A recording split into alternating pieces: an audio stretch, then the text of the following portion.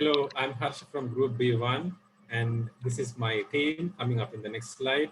And let me present to you our project titled the Community Health Work Assisted Mobile App-Based Healthcare Program for People with Cardiometabolic NCDs, what we call Combat NCD. This is the outline of my talk. I'll touch on the background and objectives, and my colleagues will take over from there. We all know that South Asia is facing a huge burden of diabetes and related cardiometabolic comorbidities and non-communicable diseases. And in the meantime, we are also seeing a rapid rise in COVID-19 pandemic in the region.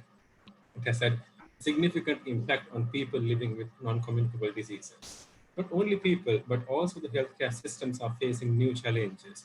They are facing challenges in providing regular clinic care, providing endocrine screening and screening for complications, dispensing of medication, and also providing access for people for healthy diet and food access to opportunities to exercise. And let us not forget the impact on psychological well-being of our patients. To overcome these challenges, different institutions in their localities have adopted different strategies. But one key gap in knowledge is how implementable these interventions are. The aspects of acceptability, sustainability, and in the long run, how well these can be scaled up and made sustainable is a question that we need to answer. In this background, and also knowing that non-communicable diseases are related to premature mortality, morbidity, and adverse outcomes in relation to COVID-19 as well. And in particular, individuals from low middle income countries are at increased risk and are vulnerable to face these challenges. And therefore, there is an urgent need to ensure the equity of care to these patients. Considering the commonalities in our region, it is important that we establish multi-sectoral and international collaborations to develop regional policies and implementable strategies to face this challenge.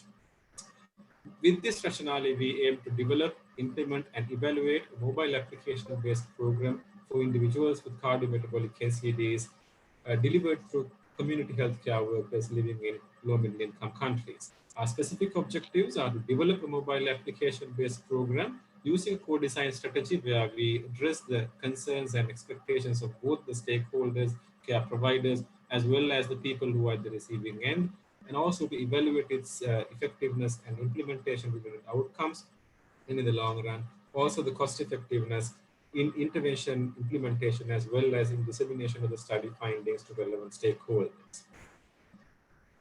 My colleague Rabina will take over from this point to discuss on study design and settings. Rabina. So moving on to study design, for the objective first, we are using the mixed method design. So for the second objective, we are using interrupted time series design, but it might differ according to the feasibility study. Interrupted time series design will be used to determine whether the eligible patients with mobile application centered distance healthcare program will have the reduced biochemical parameters along with blood pressure, anthropometric measurements, and also bring about the change in the quality of the life of the patient. So, depending upon the references used, we are using the following settings. In India, we'll be using Chandigarh, Maharashtra, and Tamil Nadu as per the high prevalence data. Likewise, in Nepal, province 3 will be used depending upon the highest prevalence of diabetes. And in Sri Lanka, we'll use the Western province data. So each health centers will act as clusters. Moving on to the eligibility criteria, we'll have the inclusion criteria as adults over 18 years of age with diabetes and or hypertension. So they should also own this application-friendly mobile depending upon our feasibility study. So if they are consented to participate in the study, then we'll be including in the study. Likewise, for the exclusion criteria, will eliminate the severe comorbidities or life-threatening conditions that might limit the participations or follow-ups. Talking about the recruitment strategy, will be tracing the patients from the health centers of the government levels to which they are regularly following up for the consultations, where the health centers will act as the clusters. So patient will be recruited from the registry records contact number of all the clusters. For the pretest, in each cluster, preliminary data will be collected with the anthropometric measurements and clinical investigations by inviting them to the center on a particular day. Then Intervention will be done for the community health workers. Training will be done, as well as the mobile health applications will be introduced to the participants. And then after the intervention, we'll be doing the proposed test and the comparison will be made. Hello, everyone. My name is Menlu. I'm going to talk about intervention and TMFs in our project. The interventions are co-designed, which involves the patients, healthcare providers, health system administrators, and also the community health workers. There are three major components in our intervention. The first one is the mobile application monitoring, which is implemented by the individual level, which is the patient. They will use this apps to doing self-management. Then the second component is the telemedicine and virtual consultation, which will implemented by the health providers and clinicians. They will use the applications doing the remote monitoring and giving some virtual consultation if needed. Then the third component is for the community health workers. They will use this kind of apps and also help with the education, training, and communications and facilitate with the uptake of this intervention. Now, I'm talking about the models we are going to use in this project. We use the proceed model because this is a very comprehensive model which involves the study design, implementation, and also evaluation for the project. I will talk about the steps we given in this model. The first one, in the step 1 and 2, we doing some epidemiology assessment and social assessment to decide to understand the disease burden of NCD and challenge of NCD management. Then from steps 3 and 5, we're using administration assessment and also some educational assessment to develop the intervention, which will involve the scoping review, survey, and interviews with multi-stakeholders. Then we will implement the intervention. During the implementation, we're also doing a process evaluation to looking after, to exploring the implementation. Then we will also checking the impact evaluation, which will mainly from to understand the patient's behavior change. Then at last, we are doing the outcome evaluation, which will explain lately. For the process evaluation, we also consider to use the MRC guidance framework, which will to understand implementation, mechanism of impact, and also context factors that involved in our intervention implementation. Now I will hand over to Kayani to talk about data collection, measurement, and assessment. Hello everyone, I'm Kalyani and I'll be talking about data collection, assessment, and analysis for our design. First, for the intervention design, we will conduct a primary data collection using quantitative and qualitative methods.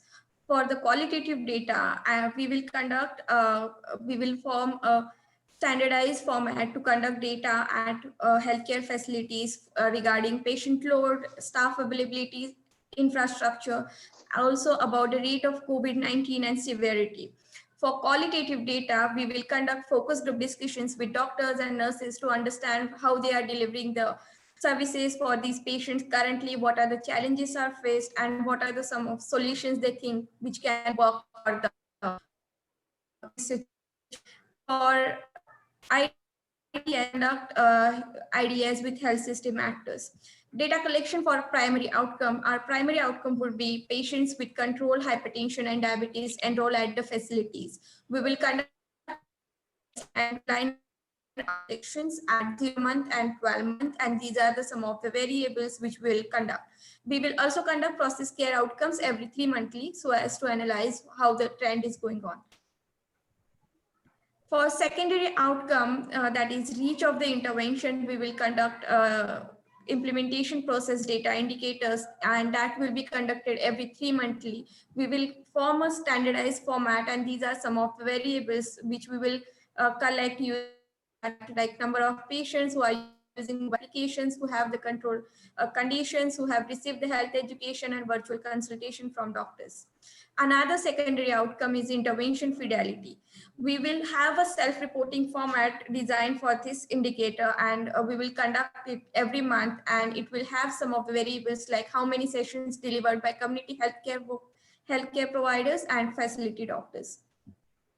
For the next secondary outcome, that is the cost effectiveness of interventions, we are going to conduct data collections for cost incurred to design the intervention, then the implementing this intervention, as well as what is the cost which is incurred at the patient level to use this application to receive the care. Data analysis. For effectiveness of the interventions, we will compare patients level baseline and endline data using statistical analysis. For implementation outcomes, we will compare implementation process indicators at different time of points, and we will also like to conduct regression model analysis to compare baseline and endline implementation process indicators. For qualitative data, for barriers and enablers study, we will use thematic analysis using NVivo software.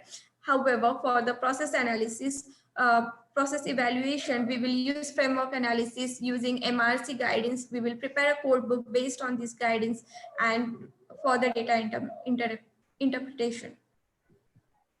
Thank you, and I will hand it over to Vandana for next part. Hello, I'm Vandana. I'm presenting on timeline, budget, and challenges anticipated in our project. So timeline, as you can see, these are well placed. We trying to place 5 years into various phases. So first 2 years we are trying to spend in the formative phase, as well as in the intervention development, pilot testing of the intervention, and then improvement in the application.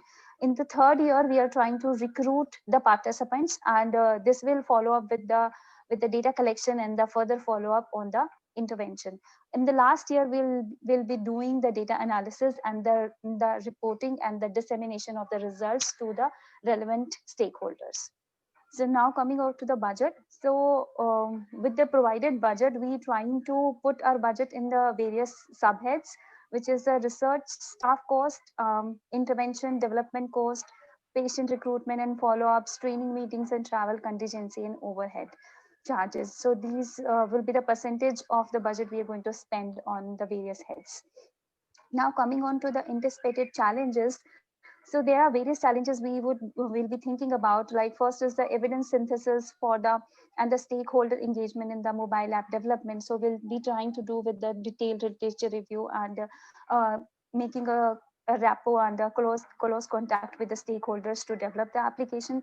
Then there could be a disparity between the perceived benefits and the usability, which we can be take care by testing the app and before implementation on the various aspects like design, information, usability, functionality, ethical issues, security, and various other parameters on which the app will be tested.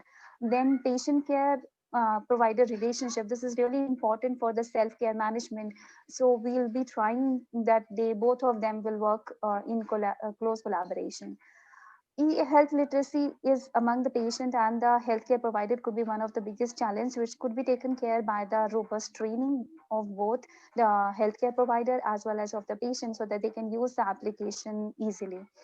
Ethical considerations is important part, because we are using a new digital technology and which could challenge the routine clinical practice. So this will be taken care by taking up by the proper ethical clearance from the ethical committee. And legal and the data privacy considerations would be taken care by creating a robust data management system into the project.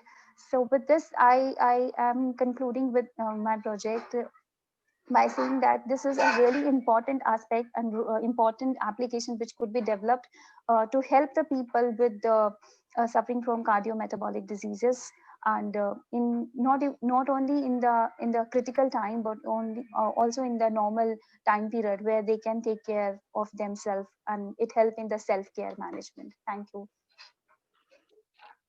this is open for question and answer now.